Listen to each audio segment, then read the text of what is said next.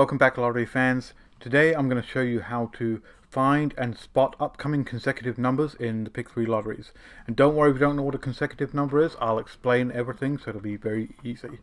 We're going to use Pick 3 rundown for this, and we're actually going to use the California midday lottery as our example. And what I'm going to do is I'm going to show you how to research past consecutive numbers, and then how to use that in a rundown so that you can actually spot potential upcoming consecutive numbers as well. Now, if you don't know what a consecutive number is, it's very straightforward. Basically, you take the Pick 3 result drawing, and the three numbers that are in there, if you break them all down to their individual numbers, if those three numbers are three numbers that you typically count up in order, then that's considered a consecutive number. For example, if we had a lottery drawing of 3, 1, 2, each of those individual numbers, if we were to count them up, it would be 1, 2, 3. So that's considered a consecutive number. Another example might be a 7, 6, and an 8.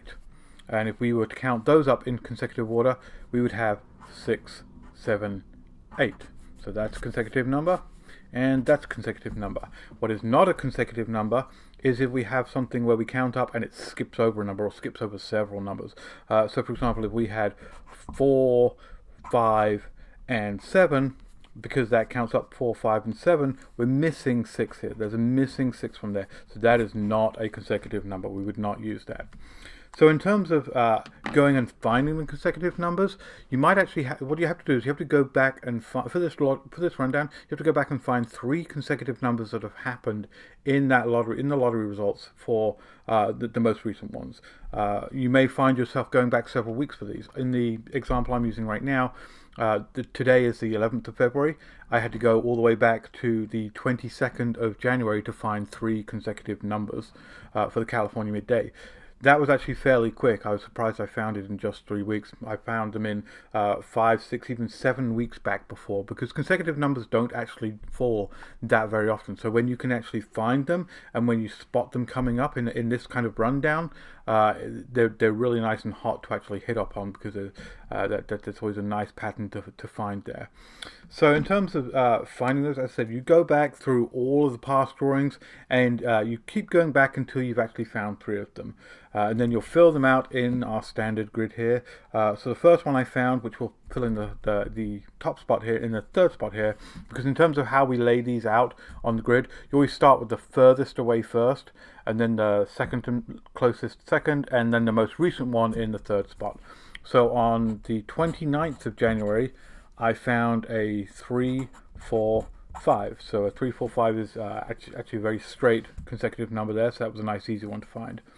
On the 24th of January, I found a 3, 4, 2. So when we count that up, 2, 3, 4, that's a consecutive number.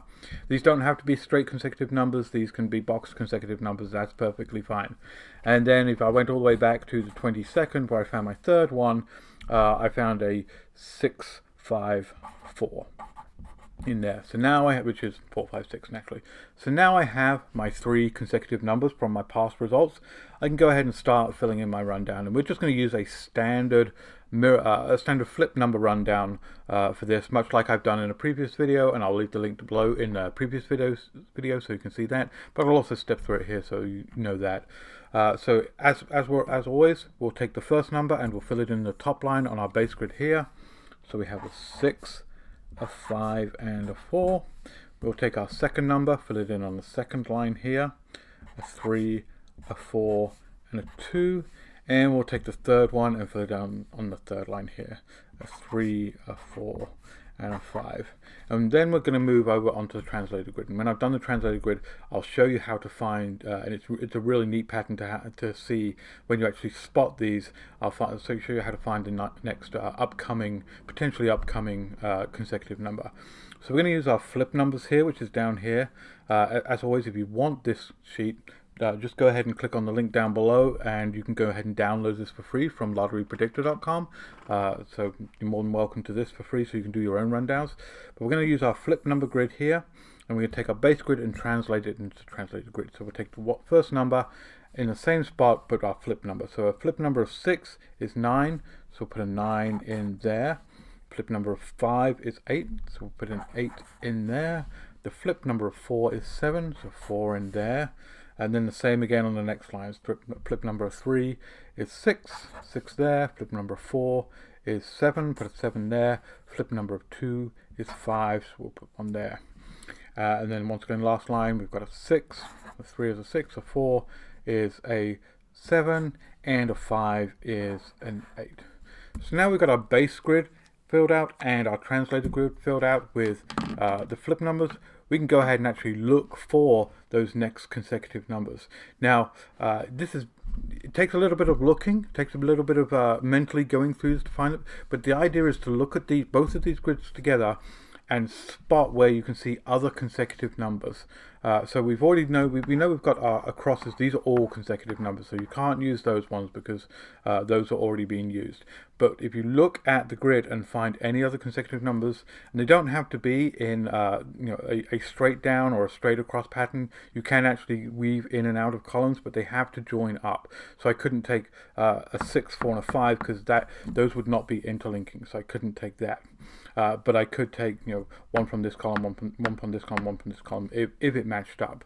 So looking at these grids, I found 2 that stand out really, really well. I'm really happy with these consecutive numbers because they follow a really nice pattern. If we look at the 2 diagonals here, this one here, and this one here, 2 very obvious consecutive numbers that are not following our straight across. So we've got a 4, 5, and a 6, and a 7, 8, and a 9. So what I would go ahead and do is I would actually take those numbers, and those are the 2 numbers that I would now play for several weeks within the California lottery.